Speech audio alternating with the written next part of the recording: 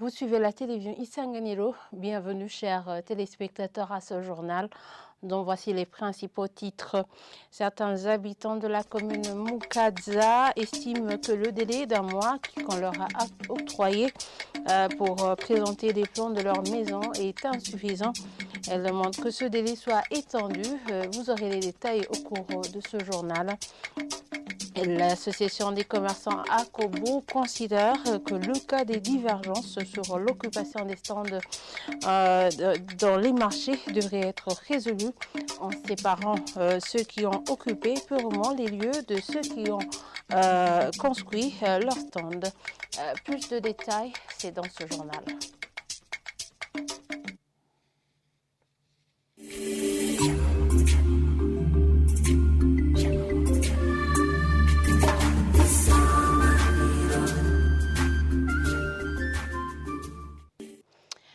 Encore une fois, bienvenue, chers téléspectateurs. Les habitants de la mairie de Bujumbura, plus particulièrement ceux de la commune urbaine de Mukaza, sont appelés à approcher les services de l'urbanisme, ne dépassant pas ce mois d'août pour retirer leur extrait du plan municipal qui doit redorer l'image de la ville dans les 15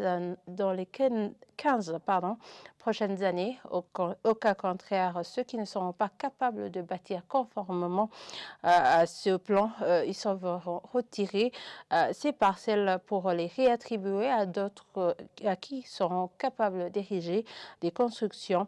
Le ministre de l'Infrastructure Dieudonné de Koundane l'a dit lors de sa tournée pour s'enquérir de la situation des bâtiments en cours de construction en commune Mukaza. Et toujours à ce propos, certains habitants de la commune Mukaza ont bien accueilli la mesure de construction des maisons sur base des plans de la ville afin de redorer l'image de la ville de Bujumbura.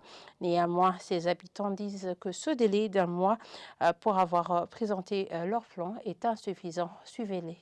Nous avons très bien accueilli puisque c'est nous qui va vivre très bien par après. Il faut que le gouvernement approche les gens pour les faire comprendre. Puisque nous, les gens, pour comprendre les choses, il faut être sensibilisation comme ça.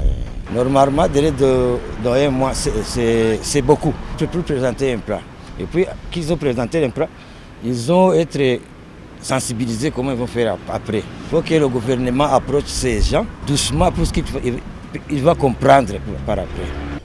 Twe tubyakira neza ko nta muntu ashaka kuba habi, umuntu wese ashaka kuba heza, abahaba ariko yabuze heza. Ngorane ziriho ko abantu bose ntibafise uburyo bumwe. Nous avons bien accueilli cette mesure car chacun a besoin de vivre dans une belle maison, mais le problème est que tous les gens n'ont pas assez de moyens. Pour démolir, ça se fait en peu de temps, mais pour construire, ça prend du temps. C'est une bonne idée pour ceux qui ont des moyens, pas pour tous, car nous avons besoin de vivre dans un endroit propre. Le délai est insuffisant et les gens sont dans la pauvreté. Il y a ceux qui vont envoyer leurs enfants à l'école, acheter les cahiers. Même ceux qui se trouvent à Bujumbura ont des problèmes. Comment on va présenter ces plans dans un mois? Ce n'est pas facile. No kwiruka kujyana icyo kiringo nabo bakira honyene ukwezi kumwe baba baraza kubakira ntibyo ukunda nuko bokongereza ikiringo.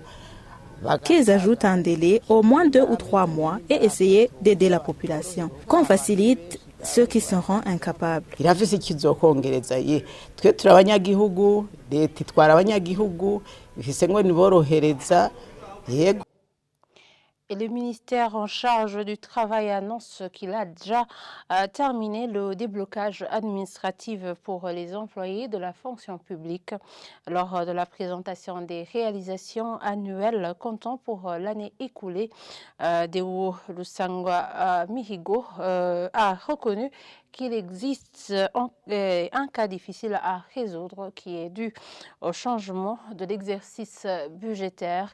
Il a toutefois rassuré que ce cas sera bien analysé. Suivez-le. Le déblocage a été une réalité, mais à la question qu'il a posée, j'ai compris qu'il y a quelques mois qui posent encore problème. Effectivement, avec le changement, l'année, normalement, on était habitué à la comptabiliser du 1er janvier au 31 décembre. mais maintenant nous avons basculé du 1er juillet au 30 juin. Ce qui fait qu'il y a effectivement un gap vide, il y a un espace vide de quelques mois. Cela nécessite une étude minutieuse parce que cela concerne et en même temps ceux qui sont en fonction et ceux qui sont déjà partis pour la retraite. Nous allons y réserver une suite appropriée. Je vous le disais en titre, l'Association des commerçants du Burundi à Kobo considère que les divergences sur les occupants des stands des marchés devraient être tranchées en séparant ceux qui ont occupé purement les lieux et de ceux qui ont construit eux-mêmes les stands. Le président de la Kobo s'inscrit en faux contre l'inscription des occupants qui a privilégié plutôt les personnes retrouvées sur place, oubliant ceux qui ont construit eux-mêmes ces stands. Suivez-le. kuva aho leta itereye akamo hamwe na meri bakavuga yuko bakeneye kurondera amakori aho bategeza kuyakura hose hashoboka. Depuis la période où le gouvernement et la mairie ont annoncé que la nécessité est d'étendre l'assiette fiscale, une certaine mesure a fait que les propriétaires doivent être sur place eux-mêmes. Certes, certains stands sont loués, mais cela diffère de la situation des commerçants qui se sont construits les échoppes eux-mêmes, qui ont engagé des fonds irrelatifs, qui ont même contracté des crédits. Au marché de Kotebu, par exemple, les services de l'OBR et la mairie ont enregistré les personnes trouvées sur place alors que ce sont des locataires. Tout cela a été fait en oubliant que les propriétaires payent eux-mêmes les impôts et taxes. Nous admettons que ceux qui ne sont pas capables de s'acquitter de ces nouveaux frais de stand pourront être obligés de chercher une autre place. Ce qui est sûr est que toutes les parties prenantes sont invitées à trancher la question, tantôt pour le bien du bailleur, tantôt pour le bien du locataire. Nous devons différencier les commerçants qui ont occupé purement et simplement les échoppes de ceux qui se sont construits les stands dans des places disponibles dans certains marchés. En tout cas, celui qui sera amené à abandonner un stand a le droit à une indemnité irrelative. C'est inadmissible de se retrouver dans une situation de perte d'un stand pour lequel on a engagé des fonds et cela pour le profit d'un locataire. Hanyuma bakaca baza bakamutwara ikibanza kandi kigatwarwa n'umupangayi. L'ordonnance ministérielle du 13 juin 2023 portant fixation des conditions de passage de classe et de redoublement et d'obtention de diplôme à l'enseignement post-fondamental technique montre plutôt celui qui doit avoir un diplôme et celui qui n'y a pas droit. Cependant, le total général de notes obtenues par un élève finaliste et le nombre d'échecs sont variables selon cet article. Suivez à ce propos l'analyse de notre confrère Alain Désiré Boukénet. Cette ordonnance ministérielle du 13 juin 2023 montre de l'article 39 à l'article 45 celui qui doit avoir un diplôme et celui qui n'a pas droit au diplôme. Cependant, le total général de la note obtenue par un élève finaliste et le nombre d'échecs sont variables selon l'article, mais certaines notes ne varient pas. C'est premièrement le total de notes des cours techniques qui doit être supérieur ou égal à 55%, la note de conduite qui doit être supérieure ou égale à 50%, ainsi que la note de stage supérieure ou égale à 60%. La note qui fait objet de polémique aujourd'hui est la note de stage.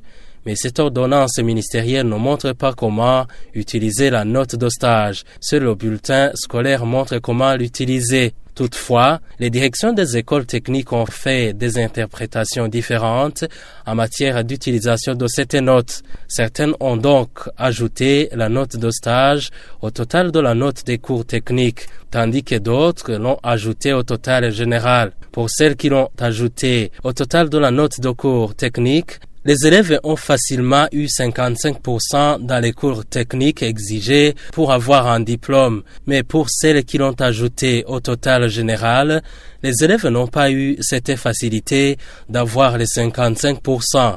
Cela étant, Certaines inspections provinciales comme celle de Gitega ont interrompu le travail de validation des procès-verbaux de délibération des élèves finalistes suite à cette divergence observée dans l'utilisation de la note de stage. C'est au moment où ce sont ces procès-verbaux validés qui sont présentés pour avoir des parchemins, des diplômes dans l'enseignement technique et des certificats dans l'enseignement général. Les directeurs des écoles techniques demandent au ministère de l'Éducation de trancher la question pour une bonne préparation de la rentrée scolaire prochaine. Et voilà, c'est ici que nous clôturons ce journal. Merci de nous avoir suivis et très bonne suite de programmes sur la télévision Isanganiro.